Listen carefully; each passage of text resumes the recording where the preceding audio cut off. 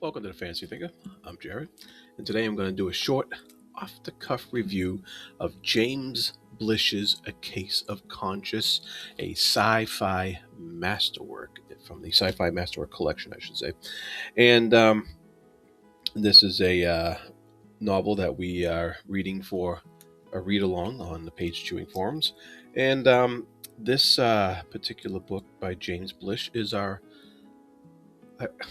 think it's our second book, although the first book we read was actually a combination of like three or four books in one, called Cities in Flight. This was over 2 years ago, I think. Yeah, like 2 years ago. And Cities of Flight was a resounding um, disappointment in most of our eyes. And so you can imagine the trepidation we all felt when we came across another James Blish novel called A Case of Conscience. And yeah, imagine my surprise when I actually like this book, and I like the writing in it, and I like the concepts and the themes in it, and I not I don't know if I like the characters all that much because I don't think we were supposed to. They weren't despicable or anything like that. They were, some of the characters were well-meaning, but well, we'll get into that. But I mean, this is a okay. So this is a novel from the late '50s. I have it in this American science fiction collection from the library, 1956, 1958, and so it's one of five classic sci-fi novels in here, which is a really neat collection with the the little ribbon for a bookmark, and it also includes Double Star by Heinlein, The Stars, My Destination by Bester, which we already read. That was pretty cool. Who question mark by Budrys, and The Big Time by Fritz Lieber. So this is a pretty interesting collection. I really like the format. I like the small hardcover format. Anyway, A Case of Conscience by James Blish was a very interesting tale. It's a tale um, of contact with an alien species. That's like we start off right away on the aliens' planet, and with some scientists who are there interacting, discovering, and they have a mission, and they got to wrap it up and get back to Earth. And what's interesting is one of our main characters, Ruiz Sanchez, um, Ramon is his first name, and he is very religious, and so Blish explores that religion, specifically Catholicism, and he explores that religion and what affect in an alien species, and how an alien species thinks differently from humans, and how that would affect his viewpoints on theology and on the creation of the universe, and what God means to him, and how it interacts with these alien species, and how his fellow scientists react who are not so religious. And there is just a really interesting exploration from uh, Blish on all these concepts of conscious, and whether or not these aliens can be considered above animals or not. He explores the mechanisms of martyrdom, and he explores the qualms that the guilt built into the Catholic religion, and how that all compares to how these aliens don't think the same way at all.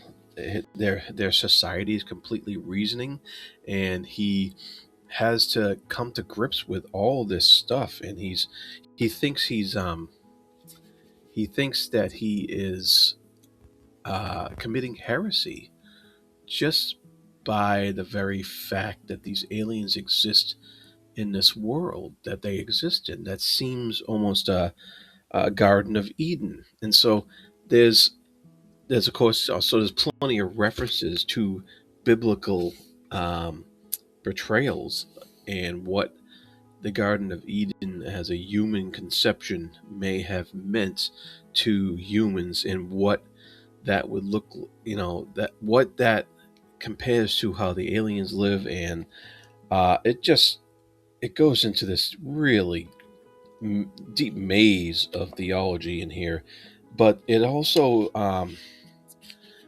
tells an interesting story. That there's a part one to the book and a part two, and the part two um, takes off in a completely different direction than what part one portrays to us. And at first, I was like, "Oh, geez, I don't know if I'm on board with that." Here goes Blish again, doing something weird in his writings.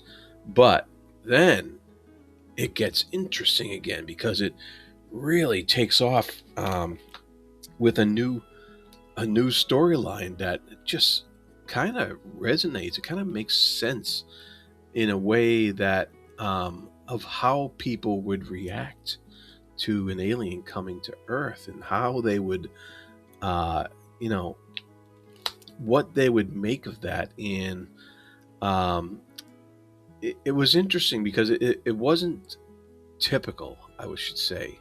There weren't, there weren't people freaking out per se until things happened in the book. And I can't say more than that without giving anything away. But the the Sanchez's dilemma, the main character Sanchez, his dilemma is so ripe with drama and conflict, inner conflict, and it was fascinating to read about that. And the thing is, I don't. I definitely don't agree with any of Sanchez's viewpoints, but it was just fascinating to look at how he progressed through his own logic in order to do the things that he ended up doing.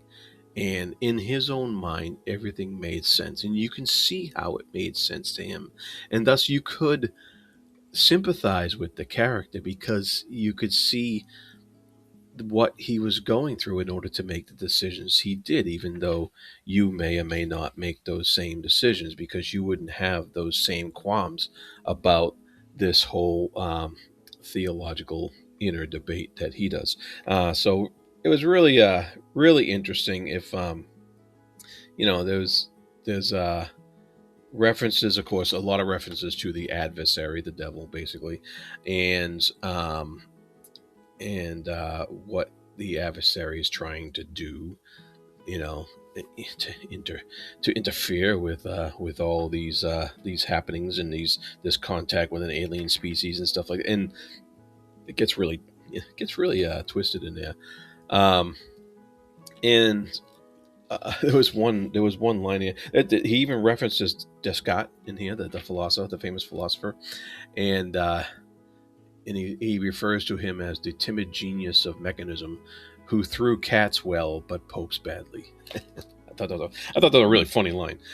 So that's all in here. It's all in this short novel. It's only like 200 pages or whatever, and I just really enjoyed it. I was so surprised. I was just so surprised after the disappointment of previous Blish exposure.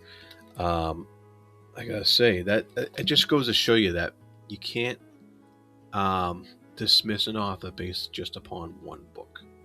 Um, and it was the book perfect? No, it wasn't. It's not. It might not make like a top 10 list or what have you, but it was a lot of fun. It does have that 1950s sort of style where the ideas come first, characters second, and the characters in this case are a little more fleshed out than a lot of other 1950s sci-fi novels, but they're still